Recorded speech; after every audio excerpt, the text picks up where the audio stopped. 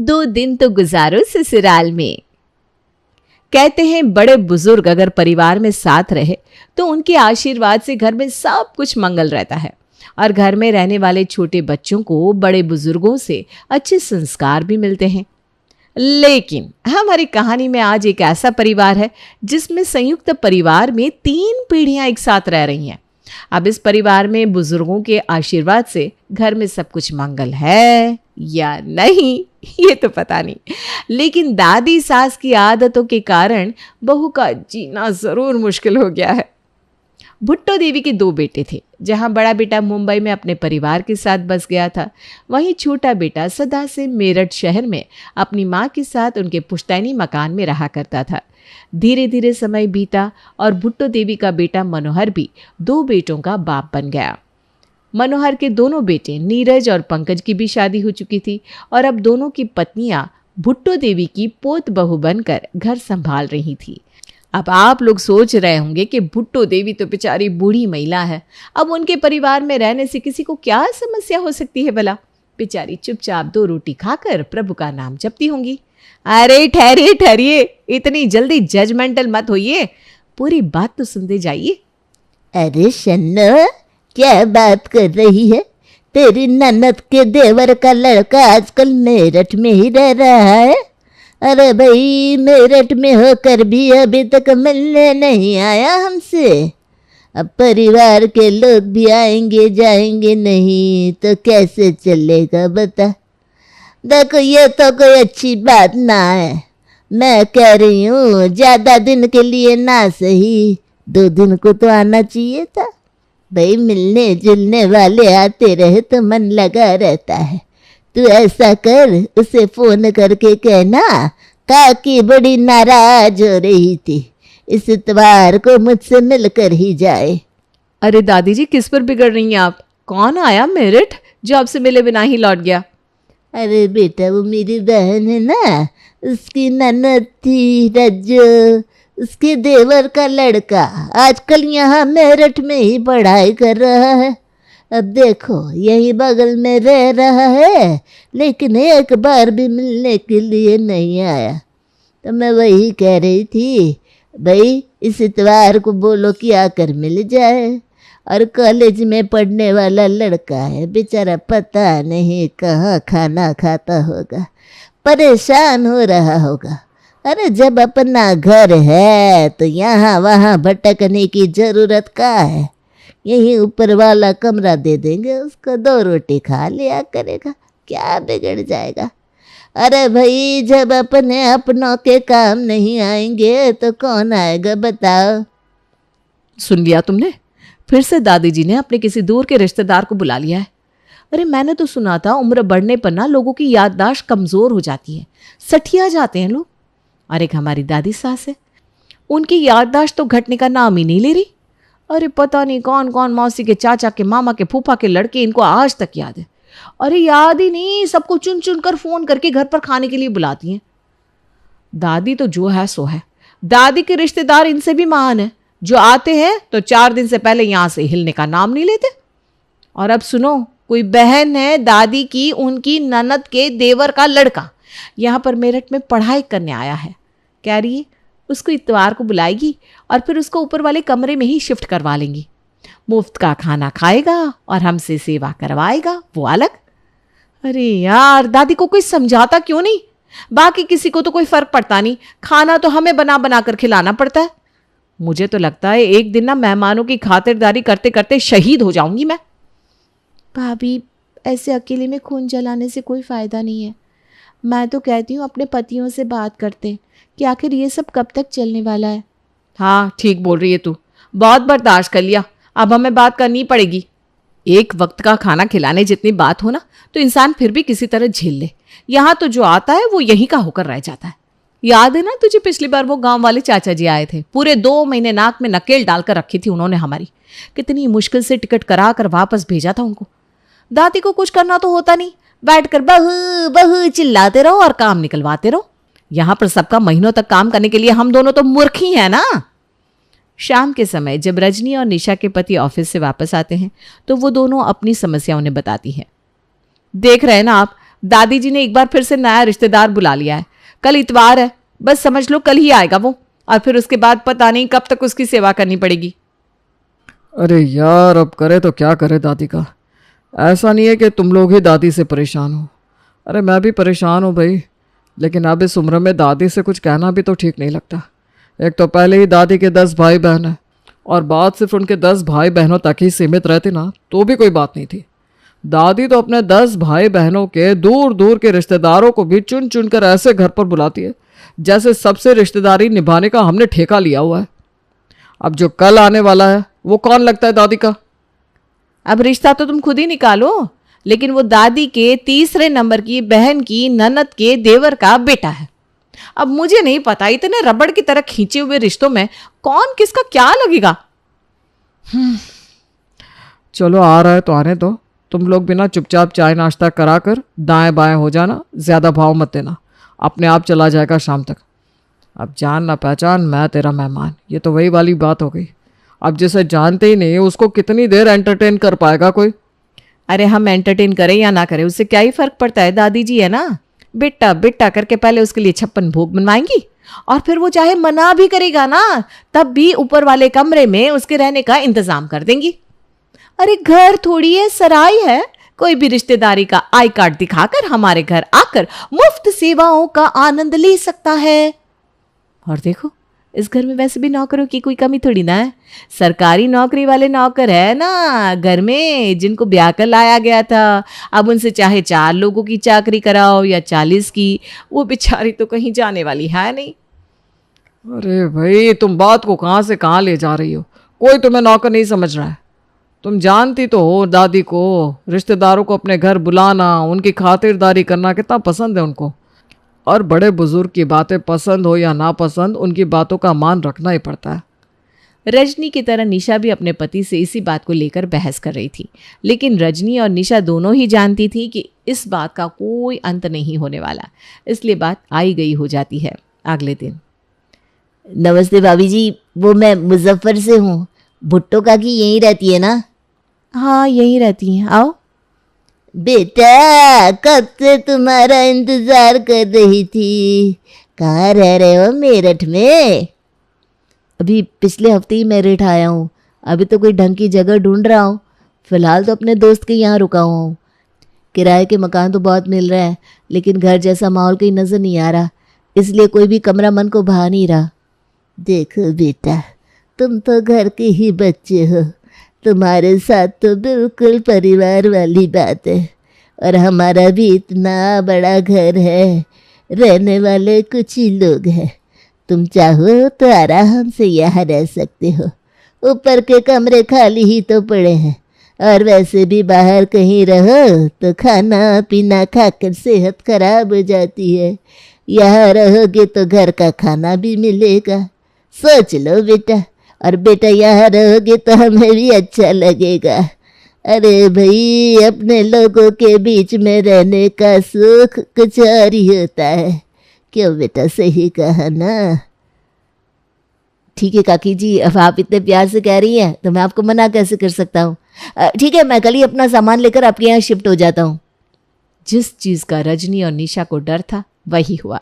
दादी की बातों में आकर विनय उनके घर में रहने के लिए तैयार हो गया था।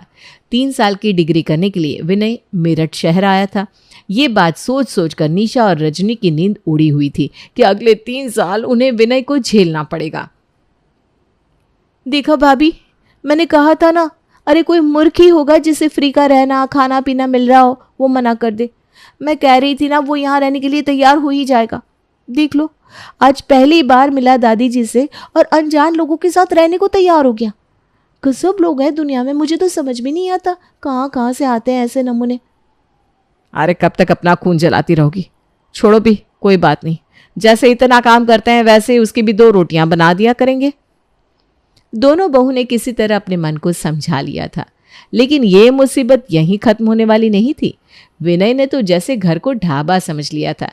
दिन के तीनों टाइम वो अपनी फरमाइश बताता और पसंद का खाना न बनने पर 10 तरह के मुंह बनाता। देख रही हैं भाभी आप, हम पर ऐसे ऑर्डर चलाता है जैसे इसके मम्मी पापा 2-4 लाख रुपए देकर भूल गए हैं हम लोगों को। अरे शरीफ इंसान होता है, 2 रोटी मिलती है चुपचाप खा लेता है। 2 रोटी? ये 2 रोटी खाने वालों में से लगता है तुम्हें? एक बार में 8-8 रोटियां साफ कर जाता है। उसमें भी हमेशा यही कहेगा, मजा नहीं आया भाभी, वरना 2-4 रोटी और खा लेता। अरे शुक्र है भाभी कि हमारे खाने से मज़ा नहीं आता, वरना हम तो रोटी बना बना कर पागल हो जाते। बल्कि मैं तो कहती हूँ इसके खाने में ना 2 मुट्ठी मिर्च और झोंक दिया करो। थोड़ी कम रोटी खाएगा ना तो सुकून हो जाएगा हमारे लिए। अरे तो धीरे बोलना, दादी जी ने सुन लिया तो अभी तमाशा बन जाएगा। और ये बात ना आज खत्म नहीं होगी, महीनों तक इसी बात को खींच खींच के दादी जी हमें ताने सुना सुना कर मार डालेंगी। और तुम्हें पता है ना, दादी के सामने माँ जी भी कुछ नहीं बोलती। अरे सारी उम्र बीत गई मेरी इस घर में मेहमानों की खातिर करते करते। मुझे तो कभी घर जैसा महसूस ही नहीं होता। हमेशा यही लगता है कि हम किसी धर्मशाला में रह रहे हैं। एक मेहमान जाता नहीं, इतने में दूसरा आ जाता है। माँ के, फूफा के, चाचा के, भांजे के, भतीजे तक इस घर में महीनों तक रुक रुक कर गए हैं। वो तो शुक्र है भगवान का कि अब मेरी 2 बहुएं आ गई हैं और मुझे कम से कम अब मेहमानों की खातिरदारी में अपनी जान तो सुखानी नहीं पड़ती।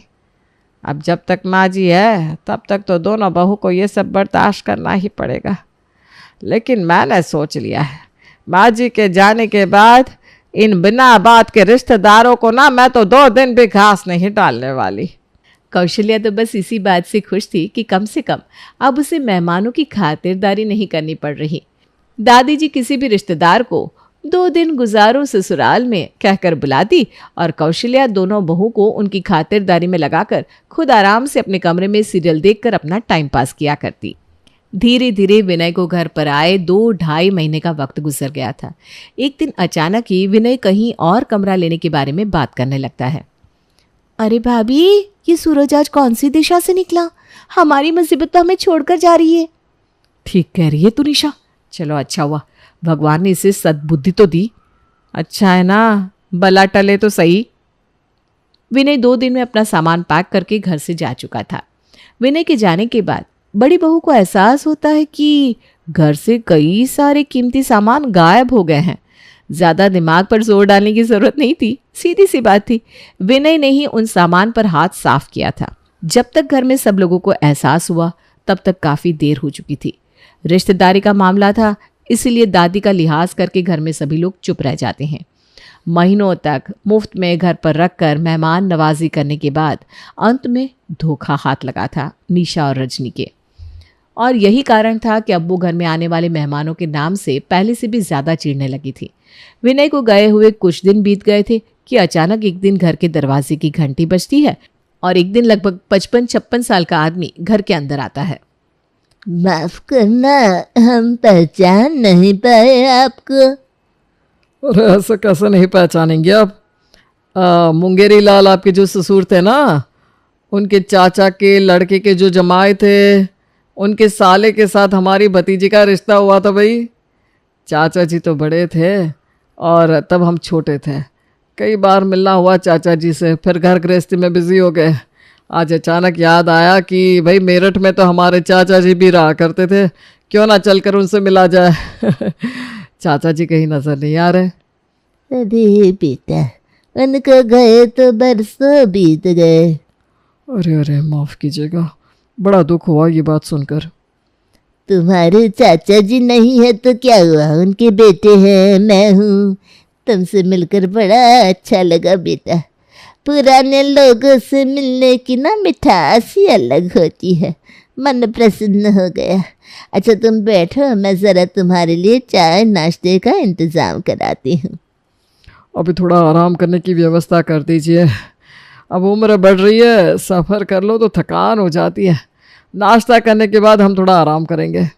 हाँ हाँ बेटा, मैं ऊपर वाला कमरा साफ करवा देती हूँ, तुम नाश्ता करके आराम करो, कोई परेशानी नहीं।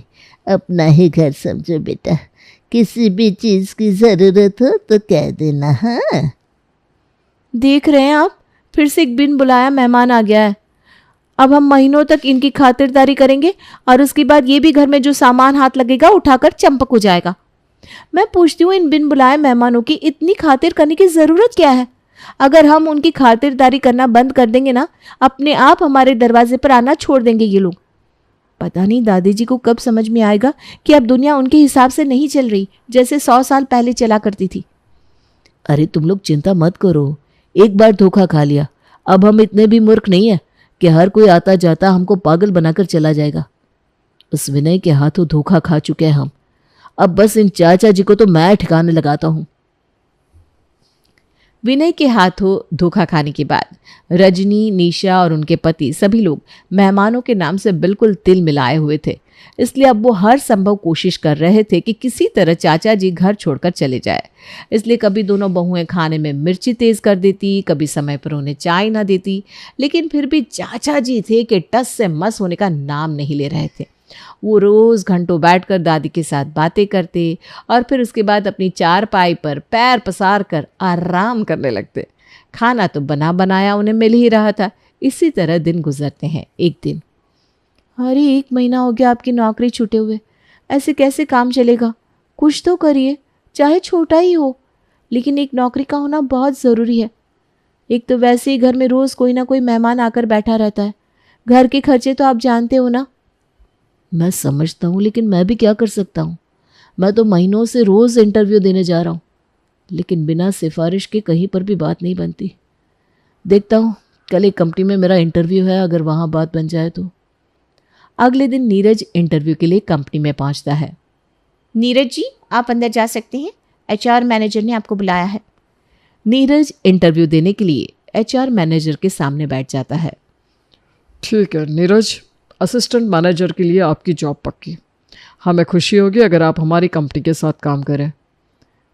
Assistant manager? लेकिन मैं तो सेल्स एग्जीक्यूटिव के लिए इंटरव्यू देने आया था। नरेश जी का फ़ोन हमारे पास पहले ही आ गया था। उन्होंने बताया कि आप उनके भतीजे हैं। आपके अंदर योग्यता की कमी नहीं है, बस एक मौके की तलाश में है। और वो हमारी कंपनी के बोर्ड ऑफ डायरेक्टर्स में रह चुके हैं। उनकी बात की इतनी वैल्यू तो हम कर ही सकते हैं कि उनके भेजे हुए कैंडिडेट को एक चांस दे दे। नीरज को कुछ समझ में नहीं आ रहा था कि मैनेजर किस नरेश सक्सेना की बात कर रहा है। कहीं ये नरेश सक्सेना उनके घर मेहमान बनकर आए हुए नरेश अंकल ही तो नहीं। नीरज घर पहुंचता है तो देखता है कि नरेश चाचा जी अपना सामान बांध रहे थे। चाचा जी, सच सच बताइए, क्या आप ही ने मेरी नौकरी के लिए सिफारिश की? अरे नहीं बेटा, मैंने जो किया वो सिफारिश नहीं थी। तुम वाकई काबिल हो। हमें पता है इस देश में बहुत से तुम्हारे जैसे काबिल बच्चे हैं जिन्हें एक बार मौका तक नहीं मिलता, इसलिए बस तुम्हारी छोटी सी मदद करने की कोशिश की। लेकिन आप जा कहाँ रहे हैं? आप कहीं नहीं जाएंगे, आप हमारे साथ ही रहेंगे। देखो बेटा, एक बात बतानी थी तुम लोगों को। दरअसल मैं जिन भुट्टो देवी को अपनी चाची समझकर आपके यहाँ रह रहा था ना, दरअसल वो ये नहीं है। वो भुट्टो देवी तो सर्वोदय नगर में रहती हैं।